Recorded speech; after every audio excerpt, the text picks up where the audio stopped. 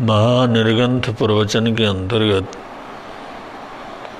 जो प्रसंग चल रहा है उससे थोड़ा और आगे बढ़ा रहे हैं। चिरं पिशे मुंडरुई भविता अथिर बये तव नियमे हि भट्टे चिरं पियप्पाण किलेशयिता न पारये होइहु संपराये पुल्लेव मुट्ठी जहाँ से असारे अयंतिये कूड़ कहा बणेवा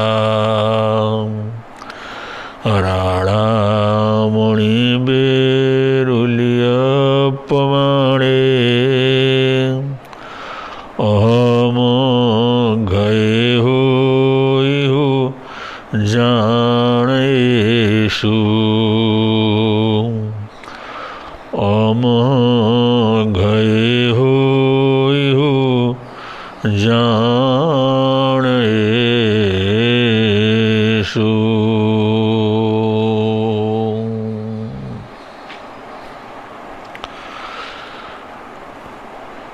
साधना की उत्कृष्ट स्थिति श्रवण साधना की उत्कृष्ट आराधना जीवन के निर्माण का परम उद्देश्य जिसे निर्गंथ धर्म की आराधना साधना कहा गया है। निर्ग्रंथ होना आंतरिक और बाह्य ग्रंथियों से मुक्त होना, इसी को मुक्ति कहते हैं।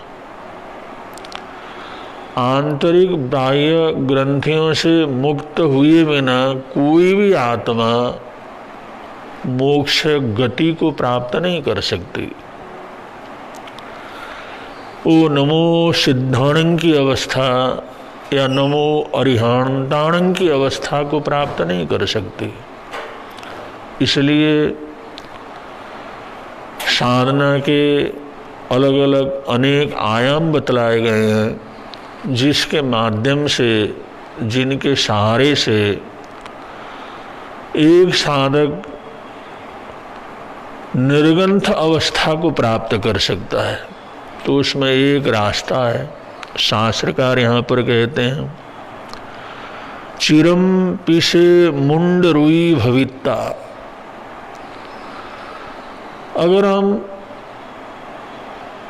मुंडित भी हो जाते हैं, दीक्षित भी हो जाते हैं, साधु भी बन जाते हैं, सामूहिक रूप से प्रतिज्ञा ग्रहण भी कर लेते हैं, जो भी आराधना साधना के मार्ग हैं, जैसे 5 समितियों का है, जैसे 5 महाव्रतों का है, और अनेक नियम और उपनियमों का है, अनेक साधना की पद्धतियां हैं उनका है, उसको बाह्य रूप से धारण तो कर लेते हैं,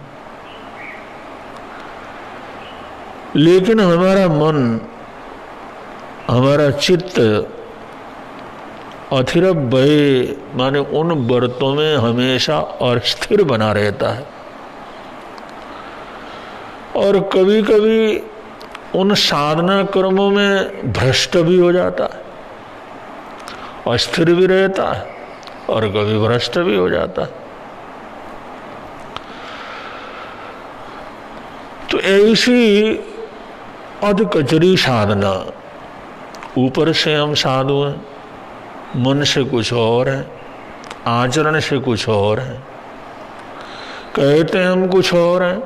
सोचते कुछ और हैं, और करते कुछ और हैं। ऐसे जो मनस्सन्नाद, वचस्सन्नाद, काय सन्नाद दुरात्मनम, दिखते कुछ और हैं, सोचते कुछ और हैं, करते कुछ और हैं, ऐसी विचित्रता अगर हमारे जीवन के अंदर बनी रहती है तो ऐसा साधक लंबे समय तक अनेक क्लेशपूर्ण साधनों को करने के बावजूद भी वह न पा रहे हो संपराये, माने इस संसार की परंपरा से, इस संसार के बंधन से कभी अपने जीवन को मुक्त नहीं कर सकता। जीवन को मुक्त करने के लिए और ऊंचा उठाने के लिए, निर्ग्रंथ अवस्था को प्राप्त करने के लिए हम जिन साधनों को अंगीकार करते हैं, जिस रास्ते को अपनाते हैं, जिस मार्ग पर चलने का निश्चय करते हैं, तो शुरू से आखिर तक हमारे जीवन में उसी प्रकार का धैर्य, उसी प्रकार का विवेक और उसी प्रकार की सच्चाई हमारे जीवन के अंदर मौजूद रहनी चाहिए। अगर ऐसी स्थिरता नहीं रहती, अगर ऐसी रुचि नहीं रहती, अगर ऐसी दृढ़ता नहीं रहती, तो दृढ़ता रहती नहीं है तो साधना में जो शुद्धता आनी चाहिए, साधना में जो निर्मलता आनी चाहिए, साधना में जो ऊंचाई जुड़नी चाहिए, वो ऊंचाई कभी जुड़ने वाली नहीं है। ये तभी जुड़ेगी जब हमारा मन सच्चाई से उसके अंतर्गत लगा रहेगा, सच्चाई के साथ पालन करेगा, सच्चाई के साथ चलेगा। तो ये बहुत आवश्यक है कि हमारे जीवन में रुचि हो और रुचि के अनुसार मन को उसके अंदर लगा कर के साधना पथ के ऊपर चले। क्योंकि हम दिखने में भले ही बहुत अच्छे दिखें और हमारा दिखना या हमारा रूप, हमारे कृत्य, इससे तो लोग प्रभावित हो सकते हैं, भाई ये बहुत अच्छा साधु है, बहुत लंबे समय से साधु है और बहुत अच्छी साधना करने वाला है, बड़े बड़े कष्ट इसने सहे हैं। ऐसे हम लोगों के समक्ष तो हम अच्छे साधु हो सकते हैं, लेकिन अगर मन से अच्छे नहीं हैं, अगर भावना से अच्छे नहीं हैं, अगर सच्चाई के साथ हम उस रास्ते के ऊपर नहीं चल रहे हैं, तो हम वास्तव में धर्म की दृष्टि से, साधना की दृष्टि से हम साधुता के स्थान पर स्थिर नहीं रह सकते, हम साधु नहीं कहला सकते। क्योंकि दुनिया में जितने भी कानून कायदे हैं, जितने भी दुनिया के अंदर फोर्सेस हैं, जैसे नियम है, परिवार के नियम है या समाज के नियम है या हमारे देश के राज्य के नियम है, राष्ट्र के नियम है, कानून कायदे हैं, विधान और संविधान है,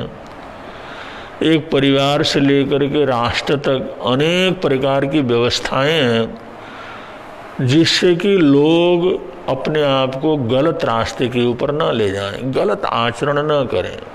गलत मार्ग को न अपनाएं। क्योंकि गलत प्रवृत्तियों की तरफ, अस्थिरता की तरफ भ्रष्ट मनुष्य का मन और मनुष्य का जीवन ज़्यादा प्रभावित होता चला जाता है और पापों से बहुत जल्दी प्रभावित होता है। इसलिए हमारे को न्याय नीति में रहने के लिए, अच्छाई में रहने के लिए, चाहे साधु संत हैं, चाहे गृहस्थ वर्ग हैं, चाहे नागरिक हैं,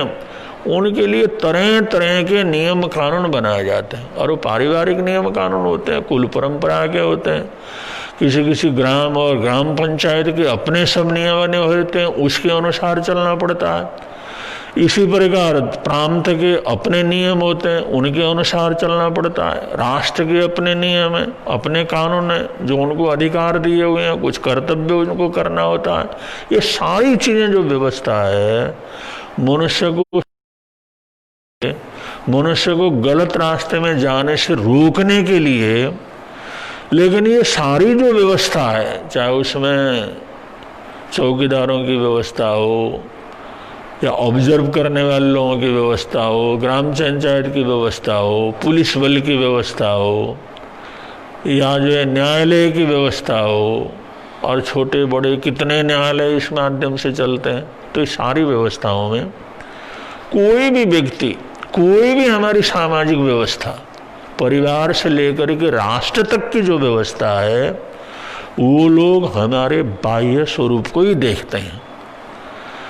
हमारे बाह्य भेष को देखते हैं या बाह्य क्रिया को देखते हैं, ये क्या करता है। अगर कोई कौन से रूप में हमारे भेष से वो अनुमान लगा लेते हैं, या हम जो कुछ करते हैं उसी के आधार पर ये कहते हैं ये अच्छा आदमी है और ये बुरा आदमी है। अगर विपरीत काम करते हैं तो समझते हैं ये पापी है, बुरा आदमी है। अगर सही ढंग से वो कार्य, अच्छे कार्य करते हैं तो लोग समझते हैं ये बहुत अच्छा व्यक्ति है। और हमारे कृत्य को ही सब पकड़ते हैं, हमारे मन को कोई भी पकड़ता नहीं है। जो भी बाहरी व्यवस्थाएं, जो भी सामाजिक व्यवस्थाएं, पारिवारिक व्यवस्थाएं, राष्ट्रीय व्यवस्थाएं, इसके अंदर जितनी भी व्यवस्था है, ये सब हमारे रूप को, हमारे बाह्य दृश्य को और हमारे बाह्य कृत्य को ही पकड़ते हैं। इसके अलावा और उनके साथ कोई जो है अनुकूलता नहीं है। क्योंकि अगर इंसान कोई यहाँ से निकल रहा है, अच्छे कपड़े पहन करके निकल रहा है, और मन में उसमें किसी को मारने के लिए निकल रहा है, मर्डर करने के लिए निकल रहा है, या वो चोरी का प्लान बनाते हुए निकल रहा है, या धोखाधड़ी का प्लान बनाते हुए निकल रहा है, या वो जाते जाते ये बैठ करके सोच रहा है मैं किस तरह से आज फ्रॉड करके, किसी को बेवकूफ़ बना करके, किसी को लूट करके मैं उस पैसे को हड़प लूँ, दूसरे की संपत्ति को हड़प रखूँ, या शहर की जमीन जायदाद को हड़प लूँ। ये जो आदमी बैठ करके प्लान बना रहा है, मन मन के अंदर सारा उसी तरह से सोच रहा है, और हजारों व्यक्ति उसके आसपास से निकल रहे हैं, तो उसको कौन पकड़ेगा? कौन उसको मारेगा पीटेगा? कौन उसको कहेगा तो गलत है? क्योंकि उसने किया तो ऐसा कुछ है नहीं, बस सोच रहा है, विचार कर रहा है, प्लान बना रहा है, और प्लान को मूर्त रूप देने की भी तैयारी मन मन के अंदर कर रहा है। लेकिन वहाँ से कोई न्यायाधीश निकले, कोई वहाँ से कलेक्टर निकले, वहाँ से कोई थानेदार निकले, वहाँ से कोई पुलिस वाला निकले, वहाँ से कोई ग्राम पंचायत निकले, वहाँ से कोई सुरक्षा कर्मचारी निकले, लेकिन कोई भी निकले, अगर कोई व्यक्ति जा रहा हो या कहीं बैठ करके गलत प्लान बना रहा हो मन मन के अंदर, तो कोई भी उसको पकड़ नहीं सकता, उसको हथकड़ियाँ नहीं लगा सकता, उसको लेकर के जेल नहीं जा सकता, उसको न्यायालय जा नहीं सकता। क्योंकि उसने देखा है, वो सामने बैठ करके सोच रहा है, सामने बैठ करके विचार कर रहा है। तो वो विचार कर रहा, तो वो सोचता है हो सकता है ये धर्म ध्यान कर रहा हो सकता है भगवान की भक्ति कर रहा हो सकता है कोई अपने चिंतन उन्होंने कुछ कल्पना में लगा हुआ हो। तो ऐसा जो हम सारे आम बैठ करके भी अगर मन से बुरा पाप करते रहें, मन से बुरा सोचते रहें, लेकिन कोई भी व्यक्ति उस आदमी को वहाँ पर पकड़ेगा नहीं। क्योंकि वो उसके कृत्य को देखते हैं, इसने कुछ किया तो है नहीं, चोरी तो नहीं की, इसने किसी का जेब तो कतरा नहीं, इसने किसी को मारा नहीं, किसी को पीटा नहीं, तो इसको हम किस तरह से कह सकते हैं ये गलत आदमी है। इसलिए कोई भी व्यक्ति उसको पकड़ेगा नहीं। लेकिन ऐसा सोचते हैं, ऐसा विचार करते हैं, भले ही ध्यान की मुद्रा में बैठ करके कर रहे हो, भले ही हम मंदिर में बैठ करके कर रहे हो, भले ही हम अच्छी से अच्छी जगह बैठ करके ऐसा सोच रहे हो, तो भी धर्म के दृष्टि से, साधना की दृष्टि से तो वो तो अगर मारने की, हत्या करने का प्लान बना रहा तो हत्यारा ही है, वही पाप उसको लगेगा। चोरी करने का अगर प्लान रहा, चोर है, वही फल उसको भुगतना पड़ेगा। अगर कहीं मायाचारी का वो काम कर रहा है मन से, तो मायाचारी का ही उसको पाप लगेगा।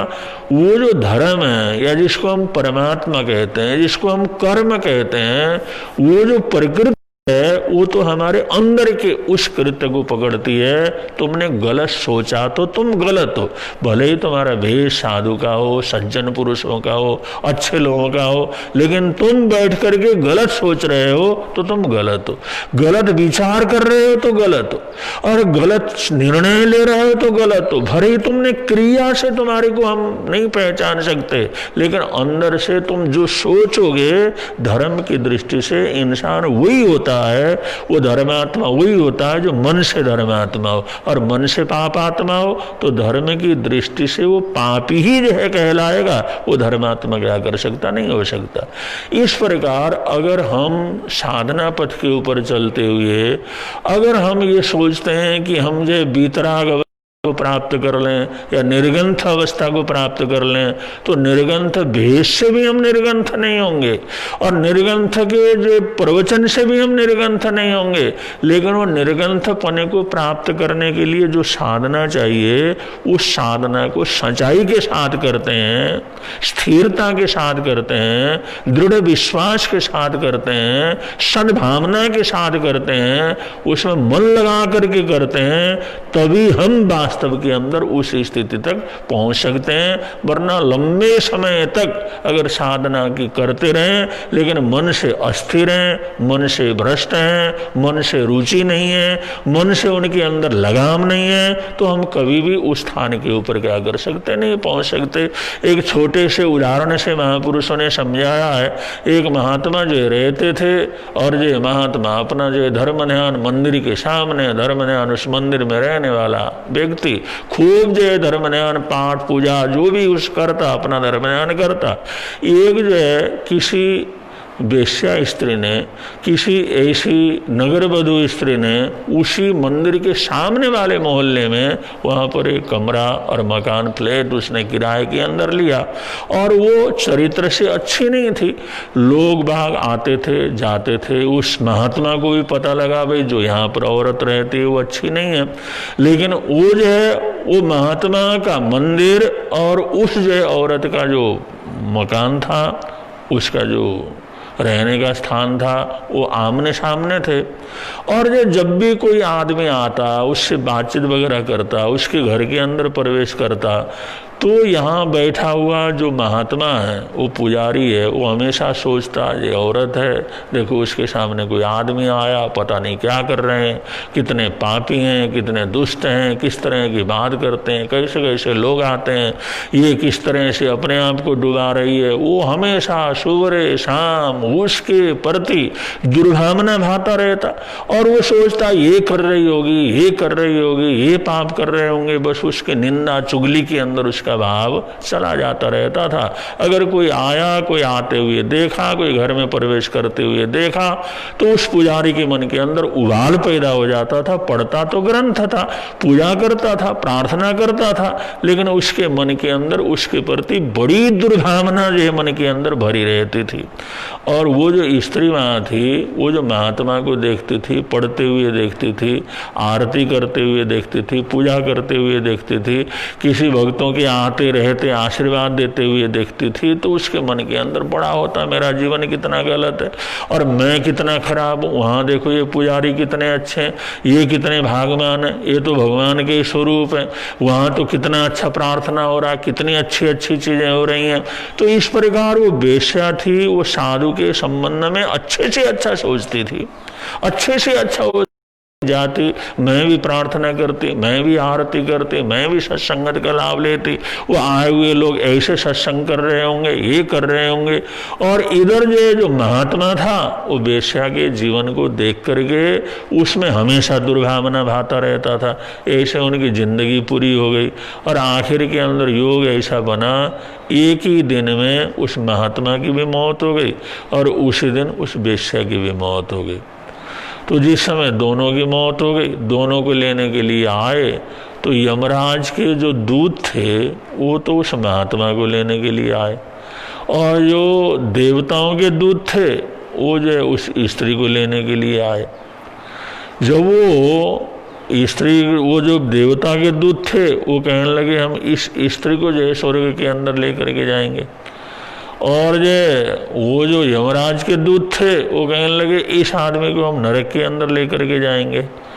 तो इस पुजारी ने वहाँ पर शिकायत की, अरे मैंने तो सारी जिंदगी धर्म ध्यान किया, सारी जगह पाठ पूजा किया, मेरे को तुम नरक के अंदर लेकर के जाओगे, और ये जो स्त्री इसको स्वर्ग के अंदर लेकर के कैसे जाओगे। तो उन्होंने वहाँ पर फैसला दिया, भाई तुमने भेष तो जो है साधु का रखा, रहे तो मंदिर में, करते रहे तो पूजा करते रहे, घंटी बजाते रहे, लेकिन तुम्हारा मन, तुम्हारा विचार, तुम्हारा सोच सब उस गंदी जगह पर था, गंदा ही सोचते थे। कोई अच्छा भी हो तो उसमें गंदगी तुम्हारे को नजर आती थी, कोई भी व्यक्ति किसी से भी वो स्त्री बात करती थी तो तुम्हारे को गलत ही नजर आता था, कुछ भी करती थी वो तो गलत नजर आता था। इसलिए तुम वो पापों का बंधन मन से करते रहे, और वो स्त्री वहां बैठी हुई अगर गलत काम भी कर रही होती थी तो भी वो सोचती थी मैं मंदिर में बैठी हुई हूँ, हे भगवान कब ऐसा मौका मिलेगा मैं भी धर्म ध्यान करूं, मंदिर में रहूं, पूजा पाठ करूं, सत्संग करूं।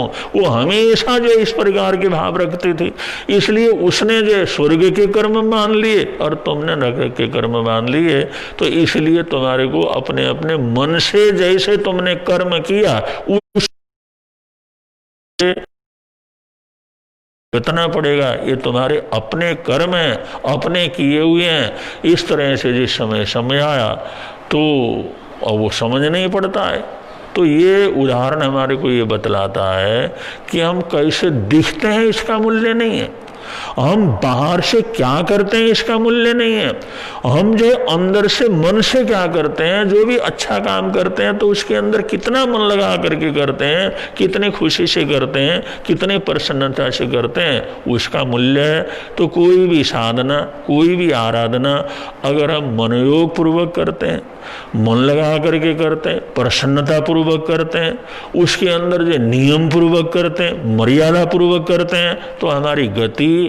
ऊर्ध्व गति होती चली जाती है और हमारी आत्मा शुक्ल से शुक्लतर होती चली जाती है। अगर हमारी मन की स्थिति ठीक नहीं है तो दान देते हुए, पूजा करते हुए, पाठ करते हुए उसमें भी हमारा मन नहीं लग रहा, अगर उसमें गलत उद्देश्य से ही कर रहे हैं, केवल गलत विचारों से ही कर रहे हैं, तो ये सब धर्म ध्यान और अच्छे काम करते हुए भी हमारी गति अधोगति होती रहती है और हमारी आत्मा कलुषित होती रहती है। इसलिए शास्त्रकार यहाँ पर इस अध्ययन में ये बतलाते हैं कि हमारे को सिर्फ जो प्रतिज्ञा लेने से पूरा नहीं होता, सिर्फ हम नियम लेने से पूरा नहीं होता, उस नियम को बराबर उसी तरह से उसी उत्साह के साथ आखिरी क्षण तक पालन करना और मर्यादा पूर्वक उस रास्ते के ऊपर ईमानदारी के ऊपर साथ चलना, ये बीतराग साधना को संपन्न करने के लिए बहुत जरूरी है। और ऐसे ही दुनिया के अंदर भी, घर में है,